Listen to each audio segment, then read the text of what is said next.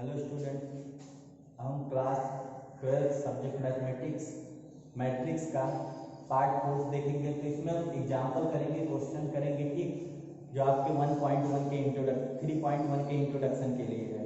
तो क्वेश्चन देखते हैं क्या कह रहा है। तो इसमें दिया है दो मैट्रिक्स बराबर दिए गए हैं, ठीक, दो मैट्रिक्स बराबर दिए गए हैं। एक है एक्स वाई जेड, ये पहला मैट्रिक्स देख रहे हैं आप, और ये दूसरा मैट्रिक्स है। तो हमें क्या कह रहा है कि इसमें से क्या करिए, फाइंड, हमें ज्ञात करना है, ठीक, X Y Z A B C, हमें इतना मान निकालना है, ठीक, एक्स वाई जेड और ए बी सी का मान निकालना है। तो आपको पता है दो मैट्रिक्स अगर ये बराबर दिया गया है तो इसका मतलब इसका ऑर्डर तो बराबर होगा, यानी ऑर्डर इसका कितना है 3x3, इसका भी 3x3 है, और इसके करस्पॉन्डिंग एलिमेंट भी बराबर होगा, संगत अवयव भी बराबर होगा। तो इसका पहला वाला इसके पहले वाले के बराबर होगा, यानी x बराबर 1, इसका पहला ये वाला इसके बराबर होगा, y बराबर 2, ये वाला इसके बराबर होगा, यानी z बराबर हो जाएगा 9, 3 बराबर 3, 4 बराबर 4, 5 बराबर 5। तो इससे कुछ निकलेगा नहीं, तो a बराबर क्या हो जाएगा 2, फिर b बराबर -1, b बराबर -1 हो गया, और c बराबर कितना हो जाएगा, c बराबर स्क्वायर रूट के अंदर 3, ठीक। तो अगर आपको दो मैट्रिक्स इस तरीके से दिए गए हों तो आप क्या कर सकते हैं, उनके मान निकाल सकते हैं, ठीक, ये चीज ध्यान रखिएगा। फिर आगे हम बात करते हैं, ठीक, आगे अगला क्वेश्चन हम बात करते हैं कि आगे के एग्जाम्पल कैसे आप सॉल्व करेंगे, उसको हम देखते हैं, ठीक। तो आप लोग एनसीईआरटी बुक देखिए, उसमें एग्जाम्पल देखिए। एक क्वेश्चन कह रहा है यदि किसी अवयव में 8 अवयव है, ठीक, 8 अवयव है, तो इसके संभव कोटियां क्या है, ठीक, यदि किसी अवयव में 8 अवयव है तो इसकी संभव कोटियां क्या होंगी, ये चीज हमें देखना है। तो देखिए क्वेश्चन तो आप समझ गए कि अगर किसी अवयव में 8 अवयव हैं तो उसकी संभव कोटियां क्या होगी। तो आपको बताया गया कि यदि किसी मैट्रिक्स में m पंक्तियां हो और n स्तंभ हो, मतलब m रो हो और n कॉलम हो, तो कोटियों की संख्या m क्रॉस n होती है, ठीक, यानी इस तरीके से हम लिखते हैं। तो मैट्रिक्स में कितने अवयव हैं, मैट्रिक्स में जो है 8 अवयव हैं, ठीक, और इसको हमें क्या करना है, दो नंबर के क्रॉस के रूप में लिखना है, ठीक, गुणनफल के रूप में लिखना है। तो देखिए 8 को हम कैसे लिख सकते हैं, बताइए, क्या 8 जो होगा वो 1 क्रॉस 8 होगा। 8 को हम ऐसे लिख सकते हैं ना कि हो सकता है कि उसमें एक रो हो और 8 कॉलम हो, तभी तो 8 मिलेगा। अब बताइए, अब इसको क्या कर सकते हैं, एक हम लिख सकते हैं 8 क्रॉस 1, ठीक, ये मतलब 8 रो हो और एक कॉलम हो, तब भी उसमें क्या होगा 8 एलिमेंट हो जाएगा, क्योंकि आपको बताया गया था कि यदि किसी मैट्रिक्स में m रो और n कॉलम हो तो उसका ऑर्डर जो होगा वो m क्रॉस n होगा, लेकिन उसमें एलिमेंट की संख्या कितनी होगी, दोनों का गुणनफल कर दीजिए m, अब दोनों का गुणनफल करेंगे तो 8 एलिमेंट, दोनों का गुणनफल करेंगे तो 8 एलिमेंट। या हो सकता है ठीक कि उसमें 4 रो हो और 2 कॉलम हो, ठीक, तब हो जाएगा 8, या 2 रो हो 4 कॉलम हो, ठीक, 2 रो हो 4 कॉलम हो, तो ये 4 तरीके संभव हैं, ठीक। तो उस मैट्रिक्स के ऑर्डर को हम क्या कर सकते हैं, 4 तरीके से लिख सकते हैं, तो ये चीज ध्यान रखिएगा, ठीक। अब बताइए 8 और कैसे लिखा जा सकता है, और किसी तरीके से नहीं लिख सकते, तो ये 4 तरीके संभव है, ठीक, ये 4 तरीके संभव है। अब ये मत सोचिएगा कि 1 क्रॉस 8 और 8 क्रॉस 1 एक ही है, ऐसा नहीं, इसमें एक पंक्ति है और 8 कॉलम है, ठीक, 8 कॉलम है, और इसमें 8 रो है और एक कॉलम है, ये दोनों अंतर है, ठीक, ये चीज ध्यान रखिएगा। अब देखिए अगर आपसे ये पूछता कि बताइए, अब आगे आप लोग कर लेंगे अगर इस टाइप के कोई क्वेश्चन आएगा, ठीक। तो चलिए सेकंड क्वेश्चन हम देखते हैं। सेकंड क्वेश्चन क्या कह रहा है कि एक ऐसे आव्यूह की रचना कीजिए, ठीक, सेकंड एग्जांपल क्या कह रहा है कि एक ऐसे आव्यूह 3x2 की रचना करना है, ठीक। एग्जांपल देखते हैं, इसमें कह रहा है कि एक ऐसे आव्यूह 3x2, मतलब ऑर्डर कितना दिया है, ऑर्डर इसका दिया है 3x2, ऑर्डर इसका कितना है 3x2, इसका रचना करना है, और उसके अवयव क्या दिया है, अवयव aij ए आई जे की वैल्यू दी गई है 1/2 और modulus of I minus 3j ये दिया है। ठीक, तो कह रहा है कि आपको एक मैट्रिक्स की रचना करनी है जिसके अवयव दिया गया है। ठीक, तो चलिए हम मैट्रिक्स के फॉर्मेशन करते हैं। तो पहले ऑर्डर देखिए, ऑर्डर कितना है 3x2, तो मतलब 3 रो है और 2 कॉलम है। ठीक, 3 रो है और 2 कॉलम है, तो हम मैट्रिक्स मान लेते हैं, कोई भी मैट्रिक्स अपने मन से मान लेते हैं वो मैट्रिक्स बी है। तो देखिए यहाँ पे पहले क्या होगा, 3 रो और 2 कॉलम बना देंगे। तो यहाँ पे क्या होगा A11, ध्यान करिए पहला रो पहला कॉलम, b गुना 6 एलिमेंट होगा इसमें, तो A11 A12। ठीक, बताइए A13 लिखें, अगर A13 लिखेंगे तो कै कॉलम हो जाएगा 3, जबकि कै कॉलम होना चाहिए 2, इसका मतलब A13 नहीं आएगा। फिर A21 मतलब दूसरा रो पहला कॉलम, फिर A22 दूसरा रो दूसरा कॉलम। अब तीसरा रो भी लिखना है तो A31 मतलब तीसरा रो पहला कॉलम, फिर A32 यानी तीसरा रो दूसरा कॉलम। तो ये हमारा मैट्रिक्स बन गया। ठीक, हमने लिख लिया 3x2 का मैट्रिक्स। अब आप आगे सोचिए कि 3x2 का मैट्रिक्स आ तो गया, लेकिन क्या A11 पता है? नहीं पता है।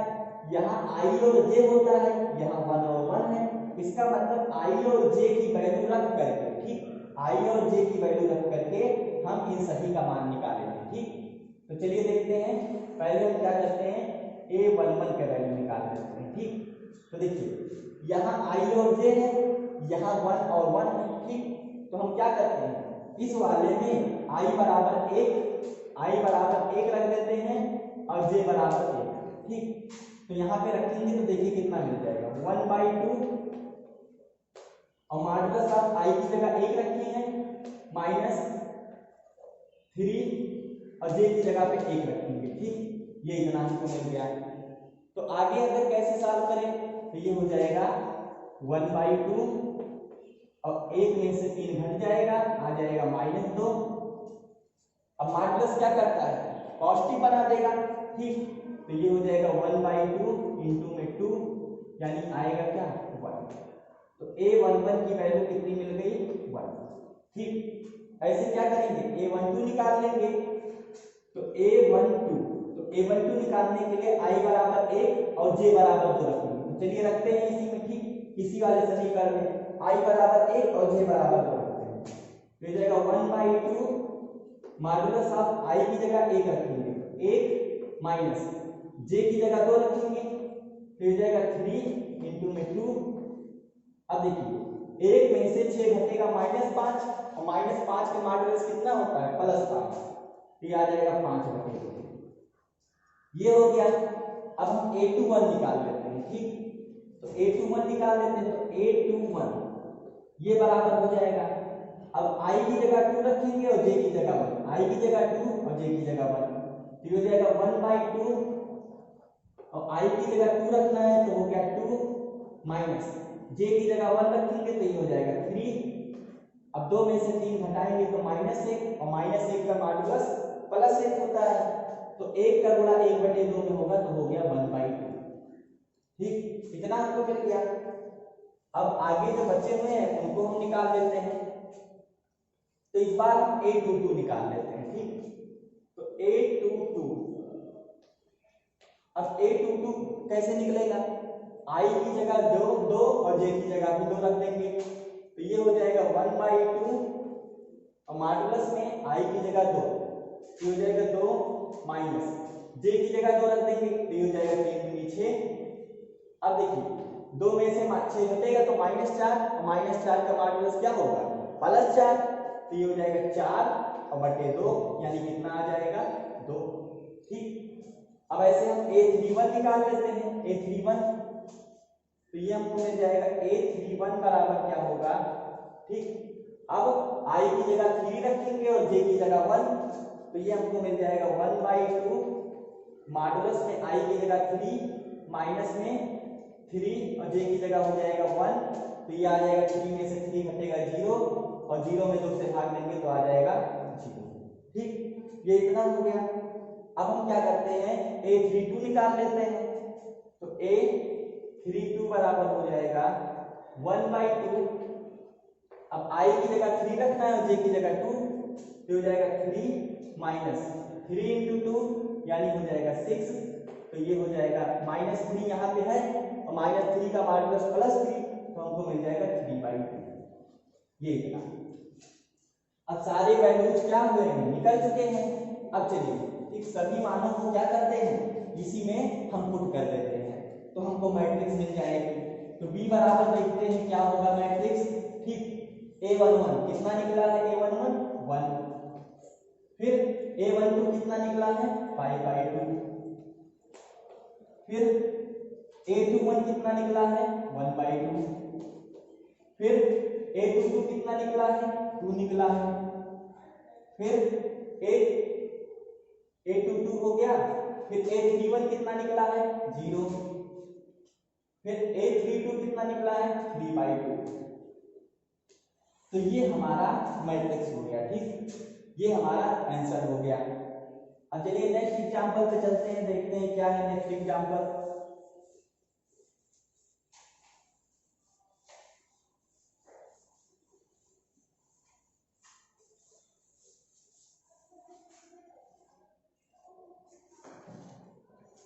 नेक्स्ट एग्जांपल कह रहा है कि क्वेश्चन एक दिया गया है। ठीक, क्वेश्चन दिया गया है नेक्स्ट एग्जांपल में कह रहा है x + 3 z + 4 2y - 7 -6 a - 1 0 b - 3 -21 0। और ये मैट्रिक्स बराबर है, ठीक, बराबर है किसके 0 6 3y - 2 3y - 2 -6 -3 2c + 2 2b + 4 -21 0। ये इस तरीके से x + 3 z + 4 2y - 7, तो ये सभी क्या है इस तरीके से दिए गए हैं।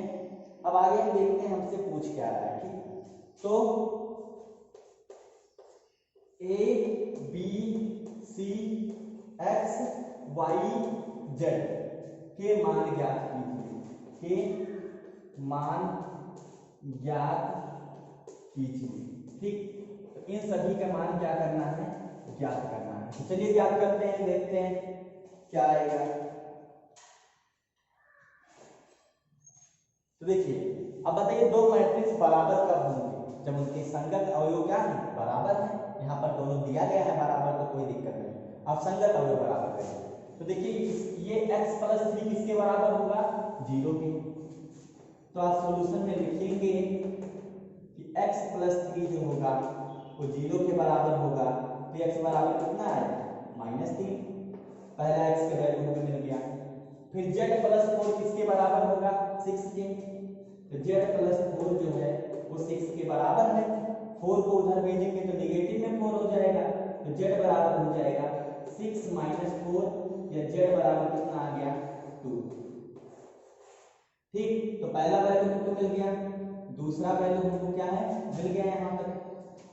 फिर उसके बाद आगे बात करते हैं 2y - 7 किसके बराबर होगा, इसके।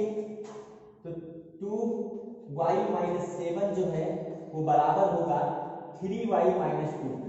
ठीक, अब इसको कैसे हल करेंगे, तो -2 को इधर भेज दीजिए और +2y को उधर भेज दीजिए। तो -2 जब इधर आएगा तो +2 हो जाएगा, तो 2 - 7। ठीक, अब 3y ऐसे रहेगा, जब 2y उधर भेजेंगे तो नेगेटिव में हो जाएगा 2y। ठीक, तो यहां से बचा y बराबर 2 में से 7 घटेगा तो -5 आ जाएगा। ठीक, y बराबर -5 आ गया। अब इनका और इनका कंपेयर करेंगे तो कुछ नहीं मिलेगा। अब a - 1 बराबर क्या होगा -3, तो अगला जो होगा तो a - 1 बराबर हो जाएगा -3। ठीक, तो इस -1 को उधर भेजेंगे तो a बराबर 1 - 3, या a बराबर कितना हो जाएगा -2। ठीक, अगला वैल्यू हमको क्या है ये वाला मिल गया। अब आगे देखते हैं, अब की बार 0 बराबर किसके होगा, 2c प्लस 2 के। तो 0 जो होगा वो इक्वल होगा 2c प्लस 2 के। इस 2 को इधर भेज देते हैं तो 2c बराबर हो जाएगा -2। 2 से 2 कट जाएगा तो c बराबर कितना आ गया, -1। अब आगे बचा है ठीक b का वैल्यू निकालना। तो ये b-3 जो है वो 2b प्लस 4 के इक्वल होगा। तो b-3 जो होगा वो बराबर होगा 2b प्लस 4 के। तो यहाँ से b को हम इधर भेज देंगे और 4 को इधर भेज देंगे। तो इधर -3 है, 4 उधर आएगा तो -4 हो जाएगा, और 2b में से b घट जाएगा तो b आ गया।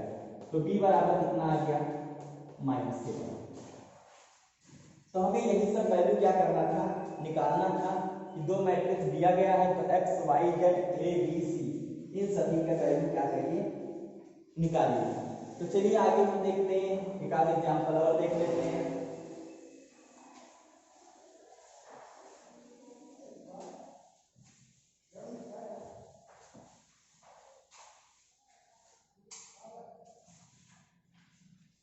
अगला एग्जाम्पल देखिए क्या कह रहा है, कह रहा है यदि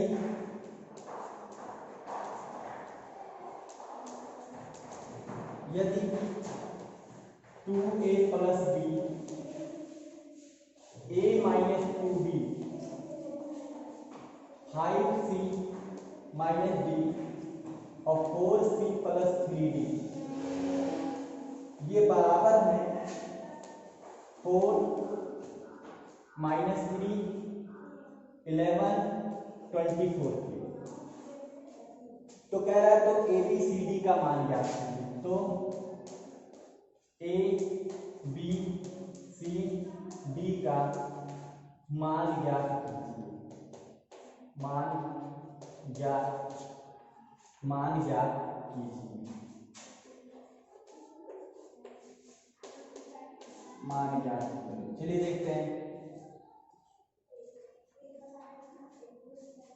तो इसमें देखिए दो मैट्रिक्स बराबर है तो इसकी करस्पॉन्डिंग एलिमेंट क्या होंगे, बराबर होंगे। तो चलिए देखते हैं। तो ये इसके बराबर हो जाएगा, तो 2a plus b equal to 4, ठीक।